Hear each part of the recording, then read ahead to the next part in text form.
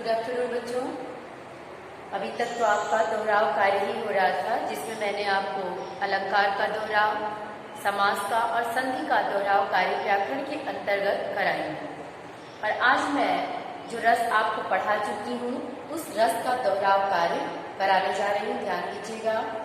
सबसे पहले रस क्या है? रस नाम लेते ही जैसे लग रहा है किसी चीज का आस्वाद होना या स्वाद का मिलना, जैसे जिससे आनंद की प्राप्ति हो। जिस चीज को देखकर, सुनकर, चखकर आनंद की प्राप्ति हो उसको हम लोग रस कहते हैं। अब देखिए, जो सामान्य रूप से रस का अर्थ स्वाद से लिया जाता है और रस की निष्पत्ति को अलग अलग रूप में बताया गया है।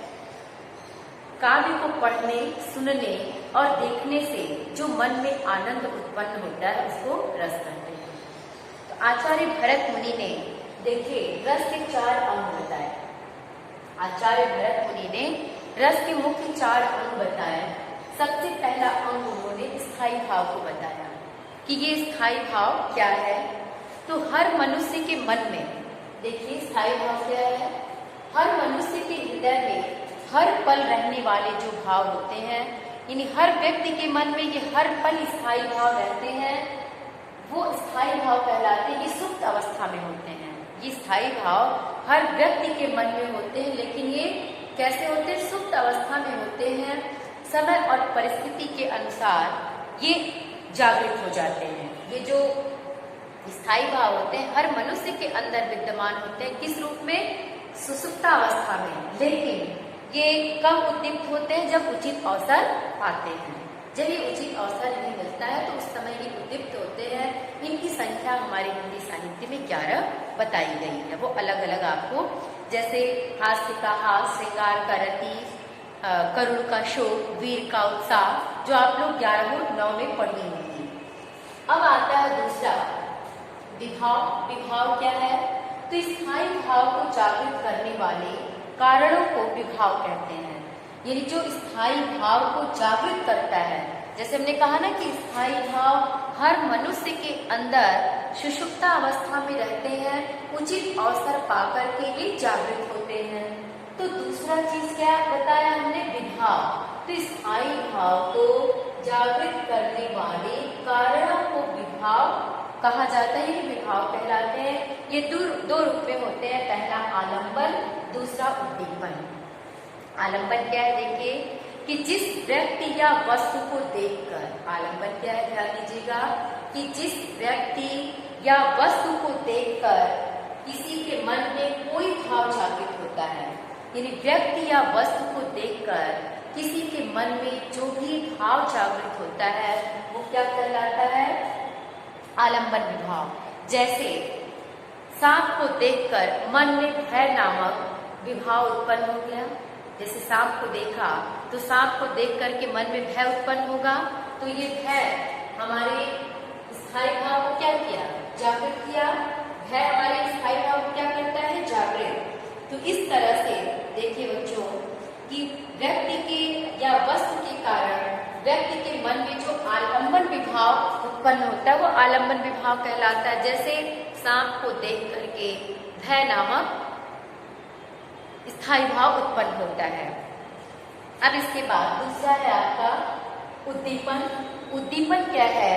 जो हमारे व्यक्ति में जागृत स्थायी भाव को उद्दीप्त करता है।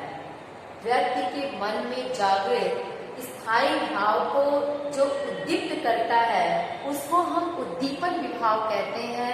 उदाहरण के रूप में जैसे सांप का फुफकारना। सांप खड़े होकर फन से फुफकारने लगता है तो हमारे स्थायी भाव और क्या हो जाएंगे? जागृत हो जाएंगे। हम और भयभीत हो जाएंगे, पसीना आना, कांपना, डरना। अब ये देखिए, अब तीसरा क्या आता है? अनुभव। अनुभव क्या है? यह स्थायी भाव के जागृत होने पर जो हमारी शारीरिक चेष्टाएं उत्पन्न होती हैं। जब हमारे मन में स्थायी भाव जागृत होता है तो स्थायी भाव के जागृत होने पर कुछ शारीरिक चेष्टाएं उत्पन्न होती हैं जिन्हें हम अनुभव कहते हैं। ये अनुभव कहलाता है। ये मुख्य रूप से 4 प्रकार के होते हैं: कायिक, मानसिक, आहार्य और सात्विक। कायिक में हमारी शारीरिक कृत्रिम चेष्टाएं आती हैं, जैसे दौड़ना, कूदना, कटाक्ष करना। और मानसिक में ये हृदय की भावना के अनुकूल मन में हर्ष का होना, आनंद, मस्तिष्क में तनाव उत्पन्न होना, ये मानसिक अनुभव कहे जाते हैं। आहार्य मन के भावों के अनुसार अलग अलग, जैसे कृत्रिम वेश रचना माने बनावटी वेश रचना आहार्य अनुभव कहा जाता है। सात्विक क्या है?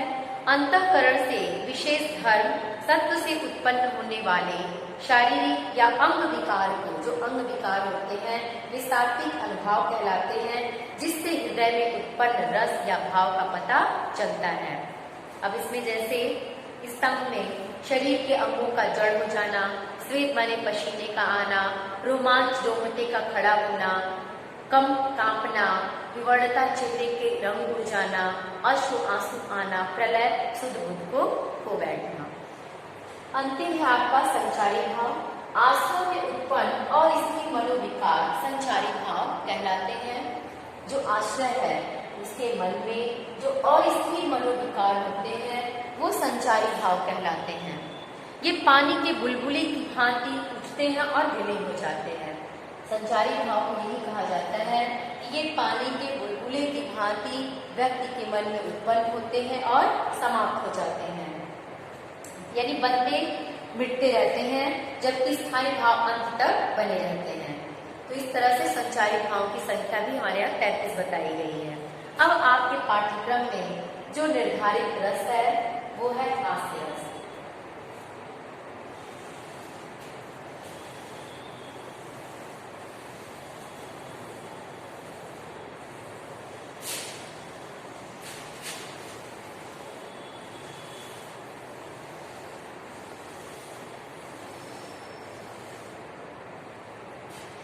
बच्चों, अब आपके पाठ्यक्रम में जो निर्धारित रस है वो क्या है?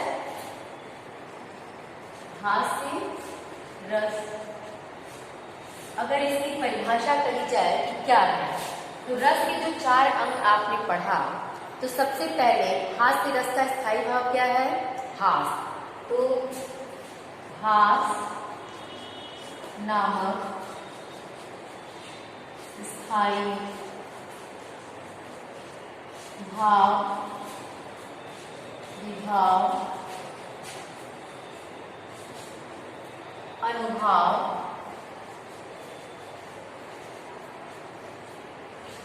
व संचारी भाव के संयोग से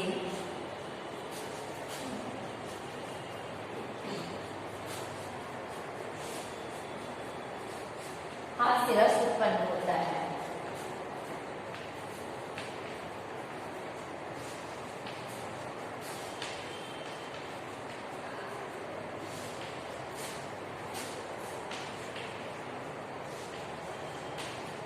देखिए, ये तो ऐसी साधारण परिभाषा हो गई कि हास नामक स्थायी भाव विभाव अनुभाव व संचारी भाव, जो रस के 4 मुख्य अंग भरत मुनि ने बताए थे वो क्या क्या था? स्थायी भाव था, विभाव था, अनुभाव था और संचारी भाव था। तो बस वही आपकी परिभाषा बन गई। इस परिभाषा पे आपके 1-1.5 नंबर बन गए। तो सिर्फ आपको याद क्या करना है? ये स्थायी भाव। तो हास्य रस का स्थायी भाव क्या हो गया? हास। तो हास नामक स्थायी भाव विभाव अनुभाव और संचारी भाव के संयोग से हास्य रस की निष्पत्ति होती है। देखिए बच्चों, इसकी परिभाषा दूसरे रूप में भी लिख सकते हैं कि किसी के विकृत रूप, वेशभूषा, वाणी आदि को देखकर मन में जो हास नामक स्थायी भाव उत्पन्न होता है उसे हम हास्य रस कहते हैं। जरूरी नहीं कि आप यही परिभाषा लिखिए, आप ये भी लिख सकती हैं कि किसी के विकृत रूप, रंग, वेशभूषा, वाणी आदि को देखकर हमारे मन में जो हास नामक स्थायी भाव उत्पन्न होता है उसे हम हास्य रस कहते हैं। ये तो आपकी परिभाषा हो गई। अब देखिए, हम लोग इसके उदाहरण देखेंगे।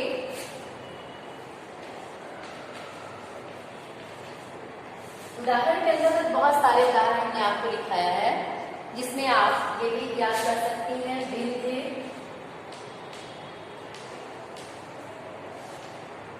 के वासी उदासी तपो व्रत भारी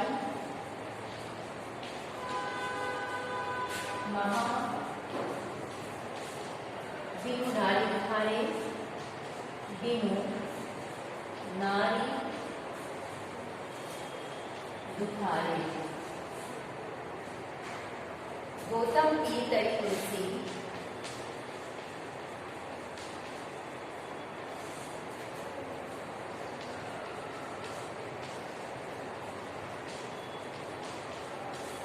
तुलसी सो कथा सुनी वे मुनि वृंद सुखारे। देखिए, ये तो मैंने ऐसे उदाहरण आपको छोटा सा लिख दिया कि विद्य के बासी उदासी तपो व्रतधारी महाबिनु नारी दुखारे। गौतम की तरी तुलसी सो कथा सुनिभे मुनि वृंद सुखारे। अब इसमें देखिए,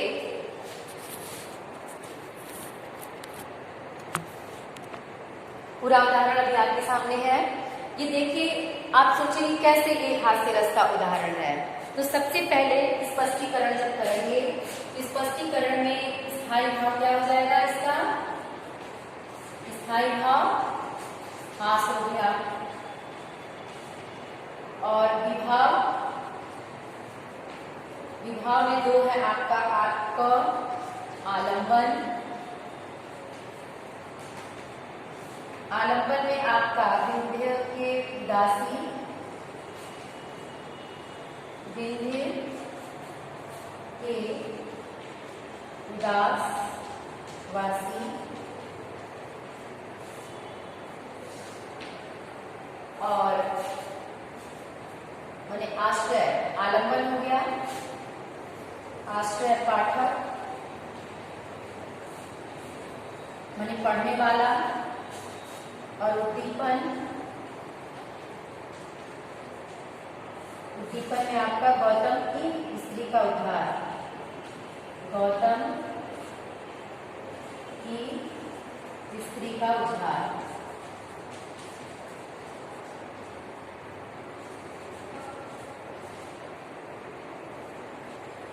अब देखिए बच्चों, अब इसमें संचारित अनुभव में मुनियों की कथा का सुनना। अब आप कहेंगे कि ये सारी चीजें है कैसे? तो आप ये कथा जानती होंगी कि विंध्य के बासी उदासी तपोव्रतधारी महावीर नारी दुखारे। जो विंध्य पर्वत में निवास करने वाले ऋषि मुनि थे, वो बहुत दुखी थे। बिनु नारी दुखारे यानी नारी के बिना वो बड़े दुखी थे, वो बड़े उदासी थे। जो व्रतधारी यानी तप करते थे, व्रत धारण किए थे, कहाँ? विंध्याचल की पहाड़ियों में रहने वाले मुनिगण, वो बिनु नारी दुखारे, नारी के बिना काफी दुखी थे। तो गौतम तीर करी तुलसी सो कथा सुनी वे मुनि वृंद सुखारे। तो गौतम ऋषि की पत्नी अहिल्या जो थी, तुलसीदास ने ये कथा लिखी थी कि जब श्री राम वन की ओर गए थे तो उनके चरण के स्पर्श को पाकर के जो अहिल्या शापवश पत्थर बन गई थी, वह अहिल्या क्या बन गई? सुंदर स्त्री के रूप में। वो अहिल्या जो शाप के कारण पत्थर बन गई थी, वो सुंदर स्त्री के रूप में बन गई। किसके चरण स्पर्श को पाके? श्री राम के चरण स्पर्श को पाकर के। तो इस कथा को जब मुनियों ने सुना कि जब राम का आगमन वन की ओर हो रहा है तो जितने भी पत्थर है वो सुंदर स्त्री के रूप में बदल जाएंगे, तो जो स्त्रियों का वियोग है हमारा वो सब दूर हो जाएगा और हम सबको एक सुंदर नारी की प्राप्ति हो जाएगी। तो इस तरह से बच्चों ये हास्य रस का आपका उदाहरण है। एक शिव के विवाह के समय का भी है कि आपको मैंने दिखाया भी है इसमें उदाहरण के रूप में। इसमें था कि हंसी हंसी भाजे देखी दुल्हा दिगंबर को पाऊंगी जो आवे उछाल के उमंग में। जब शिव का विवाह पार्वती से होने लगता है तो शिव के विकृत रूप को देखकर उनकी सखियां किस तरह से हंसती, इसको भी उदाहरण के रूप में आप लिख सकती हैं कि हंसी हंसी भाजे देखी दुल्हा दिगंबर को पाहुनी जो आवे पाहुनी जो आवे हिमाचल के उछाह में। समझ में आया? तो ये उदाहरण भी आपके हास्य रस का ही है। तो अब इसमें देखिए आपका अनुभव तो आपका हो गया, आलंबन में बिंदी के उदासवासी आश्रय पाठक हो गया, उद्दीपन गौतम की स्त्री का उद्धार होना, संचार अनुभव में मुनियों की कथा का सुनना और संचारी भाव में हर्ष उत्सुकता, ये सारी चीजें आपकी आ जाएंगी। तो इस तरह बच्चों आज आपका ये हास्य रस का परिभाषा और उदाहरण, इसका दोहराव कार्य मैंने कराया। ठीक इसी तरह से आपका करुण रस है। करुण रस में भी आपका करुण का स्थायी भाव क्या हो जाएगा? सिर्फ आपको यहाँ क्या लिख देना है? शोक। अगर आप यहाँ हास्य की जगह करुण रस लिखती हैं तो करुण का स्थायी भाव क्या हो जाएगा? शोक। तो शोक नामक स्थायी भाव, विभाव, अनुभाव और संचारी भाव के संयोग से यहाँ करुण रस की निष्पत्ति होती है या करुण रस उत्पन्न होता है। सिर्फ आपको क्या बदल देना है? शोक, माने इसका स्थायी भाव बदल देना है। या दूसरी परिभाषा ये भी लिख सकती हैं कि अपने प्रिय जनों के मृत्यु होने, अपने प्रिय वस्तु के विनष्ट हो जाने पर मन में जो शोक नामक स्थायी भाव उत्पन्न होता है, उससे करुण रस की निष्पत्ति होती है। जैसे हास्य रस के परिभाषा को मैंने दो तरीके से बताया, वैसे ही करुण रस की परिभाषा भी या आप ऐसे लिखिए या जो दूसरा तरीका बताई हूँ उस तरह से भी लिख सकती हैं कि अपने प्रिय वस्तु, प्रिय जन के विनष्ट हो जाने पर मन में जो शोक नामक स्थायी भाव उत्पन्न होता है, उससे करुण रस की निष्पत्ति होती है। अब उदाहरण के रूप में, ये उदाहरण तो आपका होगा नहीं, बहुत सारे उदाहरण आप मैंने दिखाया था। जैसे अभी तो मुकुट बंधा था माथ, हुए कल ही हल्दी के हाथ। अभी तो मुकुट बंधा था माथ, हुए कल ही हल्दी के हाथ। फूले भी न थे लाज के बोल, चुम्बन शून्य कपोल। खिले थे चुम्बन शून्य कपोल। यानी अभी नई नई शादी ही होके वो घर में आती है, अभी उसने पति से उसकी वार्तालाप भी नहीं होती, एक दूसरे के मुख को भी नहीं देख पाते हैं, तब तक उसकी प्रिय वस्तु, उसका प्रिय पति का निधन हो जाता है। इस तरह से बेटा यहाँ पे ये करुण रस का उदाहरण है। दूसरा उदाहरण एक और मैंने आपको लिखाया था कि जथा पंख खग अति दीन खग बिनु अति दीना, मनि बिनु फन करिवर अति हीना। असमम बंधु जीवान तो ही जो जड़ देव जीवान मन मोही। ये जब लक्ष्मण को शक्ति बाण लगी थी उस समय राम के विलाप के समय का ये वर्णन है। फिर से देखिए कि जथा पंख बिनु खग अति दीना, जिस तरह से पक्षी पंख के बिना दीनहीन और असहाय हो जाती है, और मणि बिनु फन करिवर करहीना, और जिस तरह से वन के जो नाग होता है, नाग का फन मणि के बिना हीन है, तो असमम जीवन बंधु बिन मोही, तो उसी तरह से बंधु माने भाई, मेरे भाई लक्ष्मण के बिना ये राम विलाप करते हुए कहते हैं कि मेरा जीवन बेकार है। तो इस तरह से ये भी करुण रस का उदाहरण है। थैंक यू बच्चों, मैं उम्मीद करती हूँ आप देखती होंगी जरूर। और मैं आपको एक मॉडल पेपर 10th के परीक्षा में कैसे आपको प्रश्नोत्तर पूछे जाएंगे, इसका मॉडल पेपर आपके पास मैं भेज रही हूँ। मैं उम्मीद करती हूँ कि जरूर आप उस मॉडल पेपर को सॉल्व करेंगी और उसके उत्तर भी लिख करके भेजेंगी, या अभी स्कूल जो 19 तारीख से आपको आना है उसमें आप लिख करके अपनी कॉपी में उस मॉडल पेपर का उत्तर जरूर लेके आइएगा। और जिस प्रश्न का उत्तर नहीं आएगा उसी समय मैं आपको क्लास में बताती जाऊंगी, और जितना आपको आता जाएगा बच्चों उसको आप कॉपी में जरूर कर लीजिएगा। एक मॉडल पेपर आज मैं भेजूंगी। Thank you.